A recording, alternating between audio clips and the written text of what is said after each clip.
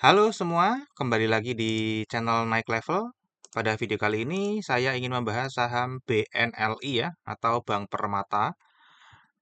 Ini sudah rilis laporan keuangan tutup tahun 2022 tanggal 22 Februari ya sebenarnya. Dan hari ini tanggal 12 Maret.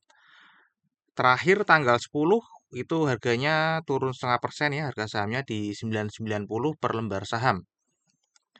Kalau kita cek di harga saham, kinerja harga sahamnya, ini juga kurang menggembirakan ya, karena banyak yang negatif, kecuali kalau teman-teman belinya 5 tahun yang lalu. Ya, 5 tahun yang lalu pegang saham ini masih floating profit 78%. Ya, untuk 10 tahun jangka panjang masih negatif, year to date juga masih negatif. Harga tertinggi dalam setahun terakhir itu 1420 dan terendahnya 970. Ya, jadi ini lebih mendekati ke harga terendahnya teman-teman ya. Kalau kayak gini biasanya lagi downtrend. Oke, ini adalah corporate action terdekat ya. Ada RUPS tanggal 6 April 2023 ya. Hari Kamis. Ini yang mau dibahas nanti persetujuan laporan, pengesahan, penetapan penggunaan keuntungan bersih. Di sini nggak disebutkan untuk dividen ya, cuman mau diapain. Ini ya, penunjukan kantor akuntan publik, ada yang mengundurkan diri juga direksi, nanti pengangkatan komisaris dan direksi untuk jabatan masa periode yang baru, kemudian penetapan apa gaji lah ya, gaji untuk komisaris dan direksi, kemudian ya ini ya ini apalagi nih ya, pemenuhan kewajiban, menyatakan kembali pasal 3, terus ada persetujuan rencana resolusi juga nggak tahu apa ya. Oke, kira-kira itu. Sekarang kita akan bahas kinerja jangka panjangnya dulu ya. Nanti kita akan bahas dari fundamentalnya, kemudian dari seasonality, fundamentologi dan teknikalnya. Kira-kira saham ini ada apa setahun terakhir dan kedepannya akan seperti apa. Kalau kita cek kinerja jangka panjangnya, sebenarnya kalau kita ketarik garis, ini masih cenderung naik ya. Cuman ini sempat naik, kemudian turun. Namun ini masih naik, namun tipis-tipis. Ya, laba bersihnya pun juga sama. Kalau labanya, laba kotor ya. Laba kotornya ini all time high ya teman-teman ya, tertinggi. Nah, kalau kita cek laba usahanya ini cukup eh, ya pernah rugi 2016 meskipun di sini laba kotornya tidak negatif, namun laba usahanya negatif ya. Laba bersihnya juga sama. Oke, kira-kira seperti itu ya. Jadi secara jangka panjang overall ini masih naik ya. Kemudian kalau kita cek dari sisi struktur pendapatannya, ini beban pokok penjualannya atau HPP-nya turun ya, sehingga laba kotornya naik. Kemudian laba usahanya ini juga naik ya, meskipun beban usahanya naik ya. Jadi penurunan HPP ini yang paling berpengaruh terhadap laba. Dan kalau kita lihat ya, laba bersihnya ini juga naik ya teman-teman ya. Laba bersihnya naik. Di sini tidak ada beban lain-lainnya, jadi laba bersihnya ikut naik. Oke. Ini adalah kinerja jangka pendeknya setahun terakhir, laporan terakhir 2022 tutup tahun, 2021 tutup tahun ya. Kalau secara pendapatan ini masih naik, laba kotornya juga naik, laba usahanya ini juga naik 66,9% dan laba bersihnya naik 63,5%. Jadi ini cukup oke ya teman-teman ya. Kalau kita lihat dari struktur pendapatannya ini HPP-nya turun lagi, kemudian beban usahanya ini juga ikut turun ya sehingga laba usahanya bertambah naik persentasenya ya. Dan laba bersihnya pun secara persentase naik lagi 14,1% dari total pendapatan. Nah, ini adalah laporan rasio keuangan untuk Bank Permata.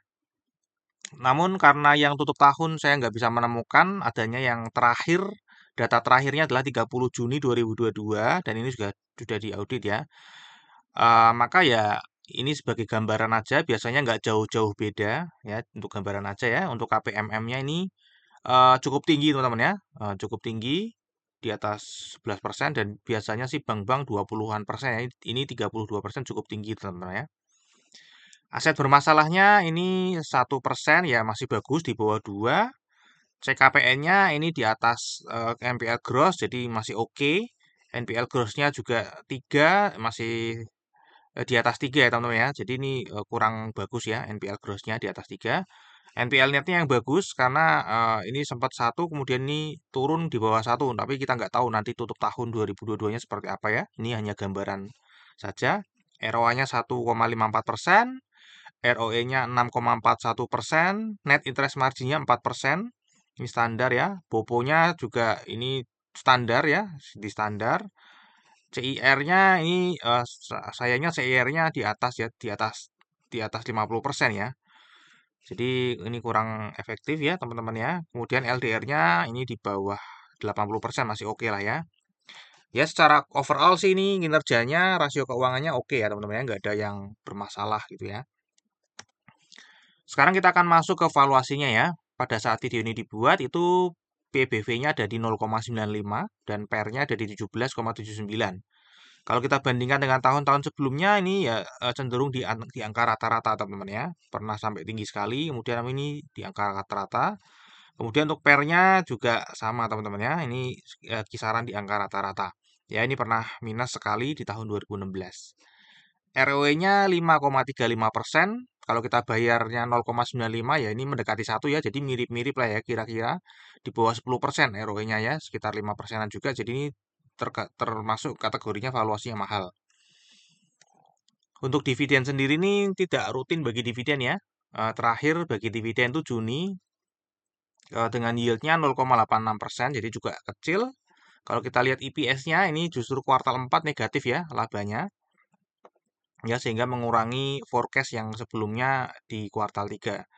Ya, seandainya nanti membagi dividen, namun nampaknya sih tidak ya teman-teman ya.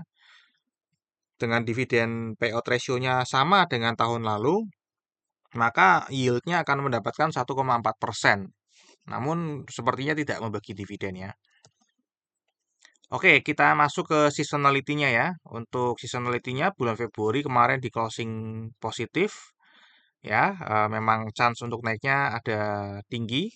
Kemudian untuk Maret ini memang kecenderungannya turun ya. Sudah berapa? 1, 2, 3, 4, 5, 6, 7. 7 tahun berturut-turut turun terus ya. Bulan Maret nggak pernah positif lagi. Ya, kalau April ini 2022 juga negatif ya. Padahal ini 2022 ada pembagian dividen ya. Oh, ternyata Mei dan Juni. Mei ya. Mei sehingga naiknya di Mei ya.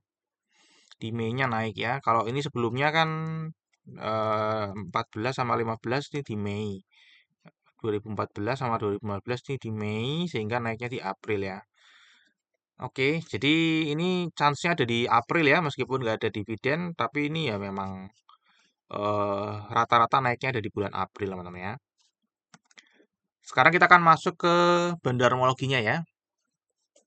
Nah ini sebenarnya ada yang eh, kurang kurang tepat ya, karena saham floating di masyarakatnya ini di bawah 7,5%. Seharusnya kan secara aturan harusnya minimal 7,5%, namun nggak tahu ini kenapa kok bisa di bawah 7,5%. Ya ini dimiliki oleh Bangkok Bank Public Company Limited ya, 98,71% dan jumlah pemegang sahamnya kisaran 10 ribuan ya. Ya ini nggak begitu bergerak kemana-mana. Partisipasi asing di pergerakan saham ini juga kecil sekali, jadi bisa diabaikan saja. Nah, sekarang kita akan cek dari struktur kepemilikan sahamnya lebih detail lagi, teman-teman ya. Apa yang terjadi setahun terakhir dari Februari 2022 ke 2023.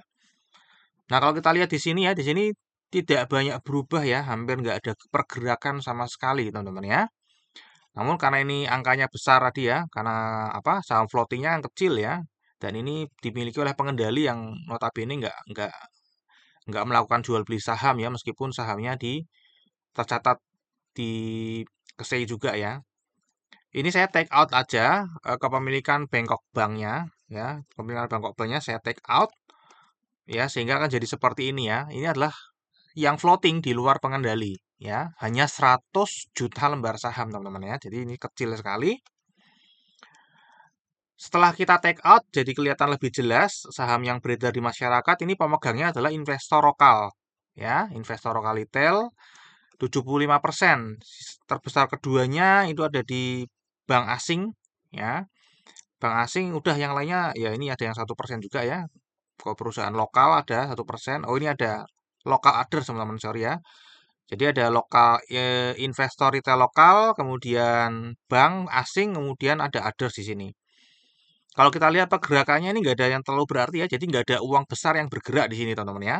Yang bergerak di sini hanyalah investor retail yang buang barangnya sekitar 8,4% ditampung oleh orang lokal juga tapi others ya. Ini nggak tahu others ini apa.